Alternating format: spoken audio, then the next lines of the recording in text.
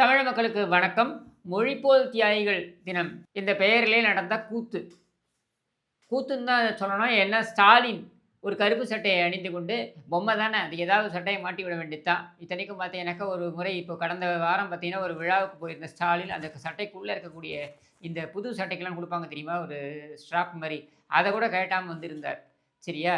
இப்படியான அந்த பொம்மை ஸ்டாலின் அங்க வந்து கார்லேருந்து வந்து இறங்கி நடந்து வந்த உடனே அலக்கைகள்லாம் புடைசூழ இவர்கள் அப்படியே மொழிப்போர் தியாகிகளுக்கு அப்படின்னு சொல்லி திமுக என்ன செய்திருக்கிறது தெரியுமா? இப்படின்லாம் பேசிக்கிட்டு நடந்து வருது. ஒரு 10 மீட்டர் நடந்து வருது. இந்த 10 மீட்டர் நடந்து வரதுக்கு ஒரு 4 கிலோமீட்டர் இந்த அலக்கைங்கள்லாம் இந்த உடன்பிறப்புகளான உளுத்தம் பருப்புகள் எல்லாம் நடந்து வந்து கோஷம் போட்டு வெயிலில் நின்னது தான் மிச்சம். இதில் நமக்கு தெரிந்த ஒரே மொழிப்போர் ஸ்டாலின் போடவிருக்கின்ற மொழிப்போர் என்னன்னா, கனிமொழி கூட போடக்கூடிய போர் தான். அந்த போர்லயும் இந்த தத்தி ஸ்டாலின் தோற்கப் போவது உறுதி. அப்படி இருக்க மொழிப்போருக்கும் ஸ்டாலினுக்கும் என்ன சம்பந்தம் இருக்க முடியும்? ஏன் இன்றைய திமுக, அதாவது இன்றைக்கு இருக்கக்கூடிய திராவிட முன்னேற்றக் கழகம், கருணாநிதி குடும்பத்தின் கையில் சென்றுவிட்ட திராவிட முன்னேற்றக் கழகத்திற்கும் மொழிப்போருக்கும் என்ன சம்பந்தம் இருக்க முடியும்? என்ன மொழிப்பற்று இந்த கும்பலுக்கு இருக்கிறது என்று நீங்கள் நினைக்கிறீர்கள்?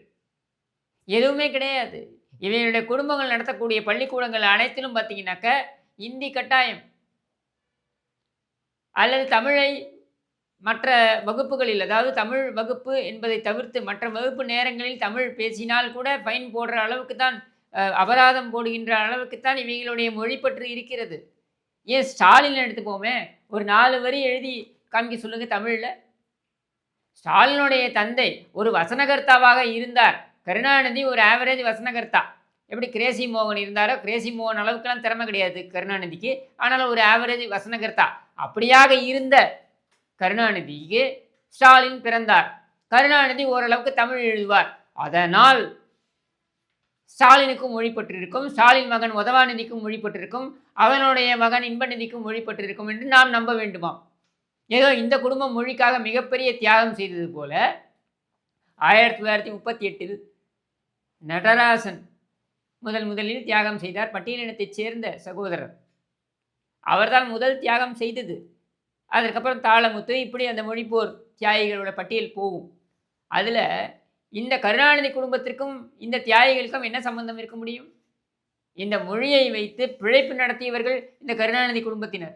ஆனால் இந்த மொழிக்காக தன்னுடைய உயிரையே தியாகம் செய்தவர்கள் அந்த தியாகிகள். அப்போ அவர்களுக்கு இந்த மொழியை வைத்து பிழைப்பு நடத்தி, இன்னும் சொல்ல வேண்டுமென்றால் இந்த மொழியை விற்று பிழைப்பு நடத்தும் இந்த கேவலமான குடும்பம் கருணாநிதி குடும்பம் மொழிப்போர் தியாகிகளுக்கு மரியாதை செலுத்த வருவதே அந்த தியாகிகளுக்கு இழைக்கப்படுகின்ற அவமானமாகத்தான் நான் பார்க்கிறேன். ஏனென்றால் இவர்கள் அவமான சின்னங்கள், தமிழ்நாட்டின் அவமான சின்னங்கள் இந்த கருணாநிதி குடும்பத்தினர். அப்படி இருக்கும் பொழுது இவர்கள் ஏதோ மொழிக்காக பெரிய சேவை செய்தது போலவும், இந்த குடும்பமே அப்படியே இந்த மொழிக்காக தியாகம் செய்தது போலவும் ஒரு பில்டப்பை இவங்க ஏற்படுத்துகிறாங்க பாருங்க. அதுதான் கேவலத்திலும் கேவலம். இதற்கு பார்த்தீங்கன்னாக்கா தீ பரவட்டும் அப்படின்னு ஒரு பரப்புரை வேற. அது என்னடா தீ பரவட்டும்னா, சமீபத்தில் ஒரு படம் கொண்டு வந்தாங்க தெரியுமா? 300 கோடி ரூபாய் செலவு செய்து சுதா கொங்கரா என்கிற அந்த பெண்மணியை வைத்து இயக்கப்பட்ட ஒரு திரைப்படம், பராசக்தி என்ற பேரில் பப்பரவா சக்தியாக போனது அந்த படம். அந்த படத்தை வைத்து இவர்கள் காசு பார்க்க நினைத்தார்கள். அந்த படம் எடுக்கப்பட்டதே திருட்டு காசுல தான். அந்த படத்திற்கே மக்கள் சரியான பதிலை கொடுத்து விட்டார்கள். இவர்கள் என்ன நினைச்சாங்கன்னா, இவங்க ஊர்பட்ட ஊழலை செய்வாங்களாம். ஆள்றதுலேருந்து பேடுறது வரைக்கும் எல்லாத்துலேயும் கொள்ளையடிப்பாங்களாம். நூலகத்திலேருந்து கக்கூஸ் வரைக்கும் எல்லாத்துலேயும் சுரண்டி தின்பாங்களாம்.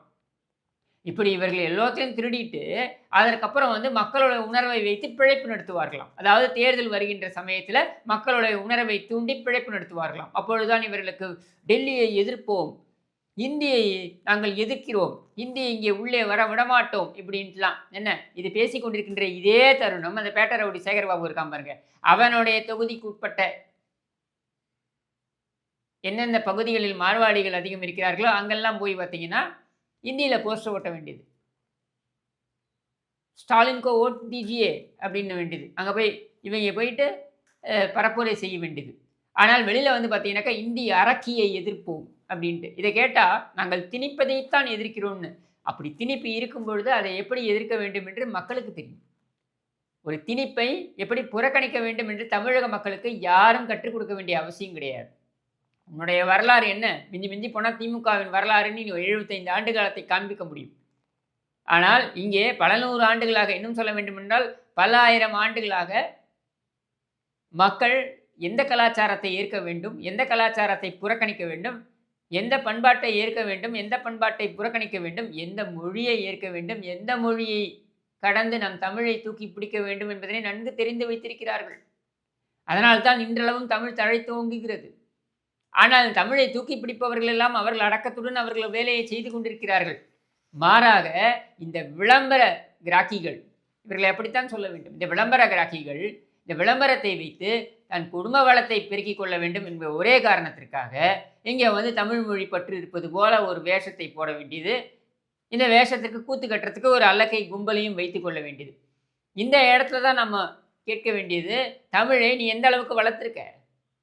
உன்னால் 4 வரி எழுத முடியாது, உதவாக்கிற பையன் அந்த உதவாநிதியாலும் எழுத முடியாது, அவனுக்குள்ள அந்த இன்பநிதியாலும் எழுத முடியாது, அது வேற விஷயம். ஆனால் உண்மையிலேயே எழுதும் தேர்ச்சி பெற்ற தமிழர்கள் எத்தனை பேர் இங்கே தமிழ்நாட்டில் இருக்கிறார்கள்? உதாரணத்திற்கு பார்த்தீங்கன்னாக்கா, புழல் சிறையில் நான் இருந்த பொழுது கிட்டத்தட்ட 1800 பேர் இருக்கக்கூடிய ஒரு சிறை அது. அது வந்து விசாரணை கைதிகள் இருக்கக்கூடிய சிறையில் பார்த்தீங்கன்னா ஒரு 1800 பேர் இருப்பாங்க. அந்த 1800 பேரில் ஒரு 400 பேர் கழிச்சு விட்டுருங்க, அவங்க வெளிமாநிலத்தை சேர்ந்தவர்கள் வச்சுப்போம். 1400 பேர் தமிழ்நாட்டை சேர்ந்தவர்கள். அப்படி இருக்கக்கூடியவர்களில் இழுத்து எண்ணினீங்கனாக்கா ஒரு 20 பேர் இருப்பாங்க. என்னென்ன, இந்த படிவம் எழுதுவது இருக்கு இல்லையா, அதாவது அங்கே இருக்கக்கூடிய ஜெயிலருக்கு ஒரு படிவம் எழுதணும், சூப்பரண்டென்ட்டுக்கு ஒரு படிவம் எழுதணும் அப்படின்னா பெறுநர் அனுப்புனர் அப்படின்னு சொல்லி எழுதுறது இருக்கு இல்லையா, இந்த கடிதம் எழுதுவதற்கு இவளால் முடியாது. உதாரணத்திற்கு ஒரு நீதிமன்றத்துக்கு போகணும்னா இந்த ஆவணங்களை எடுத்து செல்கிறேன் என்று சொல்லணும்னாக்கா, இந்த ஆவணங்களை எடுத்து செல்வதற்கு அனுமதி தாருங்கள் ஐயா அப்படின்னு சொல்லி ஒரு கடிதம் எழுதணும். அதை பார்த்து ஜெயிலர் அப்ரூவ் பண்ணுவார். காலையில் அவர் அப்ரூவ் பண்ணார்னா அன்றைக்கி நம்ம எழுதிட்டு போகலாம். இப்படியெல்லாம் இருக்குது, சரியா? அல்லது வேறு ஏதாவது காரணத்திற்காக ஒரு மருத்துவ உதவி வேண்டும் என்று சொல்வதற்காகவோ அல்லது வேறு சில காரணங்களுக்காக வக்கீலை பார்க்க வேண்டும், ஏதாவது ஒரு காரணத்துக்காக ஒரு கடிதம் எழுதணும்னா கூட எழுத தெரியாமல் இருப்பவர்கள் தான் அங்கே பெரும்பான்மையாக இருக்காங்க. லைன் கட்டி வந்து நின்றுடுவாங்க. எங்களுடைய செல்லுக்கு முன்னாடி காலையில் ஓப்பன் பண்ணோடனே, ஜெயில் ஓப்பன் பண்ணோன்னு பார்த்தீங்கன்னா ஒரு 50 பேர் நிற்பாங்க. எதுக்குன்னு கேட்டிங்கன்னா, நான் எழுதி தரணும் உட்காந்து இவங்களுக்குலாம். இந்த லெட்டர் எழுதி பெறுநர் அனுப்புனர் என்ன நான் போடுறது கூட தெரியாது இவங்களுக்கு. இதை எழுதி கொடுத்தா வாங்கிட்டு போவாங்க இவங்க. இந்த அளவுக்கு தான் நீங்கள் தமிழோடைய தேர்ச்சி இருக்கிறது. இத்தனைக்கும் பட்டம் படித்தவர்கள் கூட இருக்காங்க அதில். ஏன் தமிழை கற்றுக்கல அப்படின்னு கேட்டால் முழிக்கிறாங்க. படிக்க வரும், பேப்பர் எடுத்து எழுத்துக்கு விட்டு பேப்பரை படிச்சிருவான். பேச வரும், எழுத வராது. இப்படி நம்முடைய தமிழை வளர்த்திருக்கின்ற லட்சணம் இருக்கிறது. 75 ஆண்டு காலம் மாறி மாறி இயக்கங்கள் ஆட்சிக்கு வந்திருக்கின்றன. அதில் முக்கியமாக பார்த்தீங்கன்னாக்கா திமுக, தமிழை நாங்கள் தான் தூக்கி பிடிக்கிறோம் என்று சொல்லக்கூடிய திமுக 5 முறை ஆட்சிக்கு வந்து விட்டோம், 6 முறை ஆட்சிக்கு வந்து விட்டோம் என்று இவர்கள் பெருமை பீத்துக் கொண்டிருக்கிறார்கள். ஆட்சியில் இல்லை என்றாலும் நாங்கள் தமிழை பரப்புகிறோம் என்று பேசக்கூடிய இவர்கள் இன்றைக்கு தமிழகத்தை எந்த நிலையில் வச்சிருக்காங்கன்றதை யோசிச்சு பாருங்க. அப்போ இதிலேருந்து நாம் புரிந்து கொள்ள வேண்டியது என்னென்னா, இவர்களுடைய இந்த நாடகங்கள் எல்லாமே உணர்வுபூர்வமாக செய்யக்கூடியவை அல்ல, ஒரு சடங்கிற்காக செய்யக்கூடியவை. அதுவும் தேர்தல் வருகிறது என்கிற பொழுது விளம்பரத்திற்காக செய்யக்கூடியவை. இவர்கள் எந்த காலத்திலும் தமிழை உயர்த்தி பிடிக்கப் போவது இல்லை. அப்படி உயர்த்தி பிடிக்கணும்னா உதயசூரியன் என்பதனை மாற்றி எழும் ஞாயிறு என்று வை, கருணாநிதி என்பதனை அறிவுப்பணம் என்று மாற்று, ஸ்டாலின் என்பதனை தமிழ்படுத்து, உசுடலின் என்று தமிழ்படுத்து. யார் வேண்டாம்னு சொன்னது? உதவாநிதி என்பதனை தமிழ்படுத்து. அப்போ இந்த மாதிரி ஒன்று அறிவாலயம் என்பதனை அறிவு கோவில் என்று மாற்று, தமிழ்படுத்து. அப்படி நீ தமிழ்படுத்த நிறைய விஷயங்கள் இருக்கின்றன உன் பக்கமே, அதையெல்லாம் தமிழ்படுத்திட்டு அதுக்கப்புறம் நீ மற்றவங்கள்ட்ட வா. என்னமோ நீங்கள் மட்டும்தான் தமிழை தூக்கி பிடிப்பது போலவும்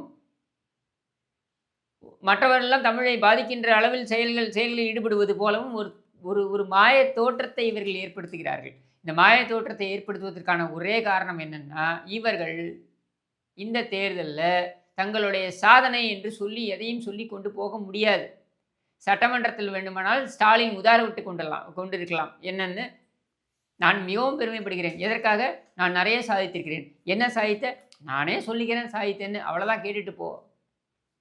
வேறெல்லாம் நீ போய் அதுக்குள்ளெல்லாம் போய் நோண்டிலாம் பார்க்காத. நான் மகிழ்ச்சியாக இருக்கிறேன். ஏன் மகிழ்ச்சியாக இருக்கிறேன்? என் மக்கள் மகிழ்ச்சியாக இருக்கிறார்கள். அவர்கள் மகிழ்ச்சியாக இருக்கிறார்கள் என்று உனக்கு எப்படி தெரியும்? எங்களுக்கு சொன்னார்கள், அதனால் நான் சொல்கிறேன். இவ்வளவுதான் ஸ்டாலின். அதனால தான் பொம்மை, தத்தி என்று நாம் சொல்கிறோம். இப்படியான ஒரு ஆட்சியை நடத்திவிட்டு மக்கள்கிட்ட போய் என்னன்னு சொல்லி கேட்கறது? 21 ஊர்பட்ட புழுகு புழுகியாச்சு, ஊரெல்லாம் புழுகியாச்சு. அந்த புழுகுக்கெல்லாம் இன்றைக்கு மக்கள் சட்டையை பிடித்து கேள்வி கேட்கப் போகிறார்கள். சட்டமன்றத்திலிருந்து வேண்டுமானால் கடந்த ஆட்சியின் பொழுது சட்டையை கிழித்து கொண்டு ஓடலாம். மக்கள் மத்தியிலிருந்து எப்படி ஓடுவ? எங்க ஓடுவ? அப்போ இதிலிருந்து தப்பிப்பதற்காகத்தான் இந்த உணர்வை வைத்து தீ பரவட்டும், தீ பரவட்டும். என்னத்தை பரவுறது தீ? உங்களை எல்லாம் பழைய குப்பைகள் என்று தீயில் வேண்டுமானால் கொண்டு போய் வீசலாம். நான் சொல்கிறது உங்களை அப்படியே கொண்டு போய் தீயில போட்டு கொளுத்தணும்னு சொல்ல வரல. உடனே வன்முறைக்கு தூண்டினேன்னு பேசுவாங்க. அப்படி சொல்லலை. நீங்கள் எதை அடையாளமாக காண்பிக்கிறீர்களோ, அதாவது உங்கள் கட்சியை தீயில் போட்டு பொசுக்க வேண்டும். ஏன்னா அது ஒரு தீய சக்தி. அதைத்தான் இந்த தேர்தலில் மக்கள் செய்ய போகிறார்கள் என்று கூறி விடைபெறுகிறேன். நன்றி, வணக்கம்.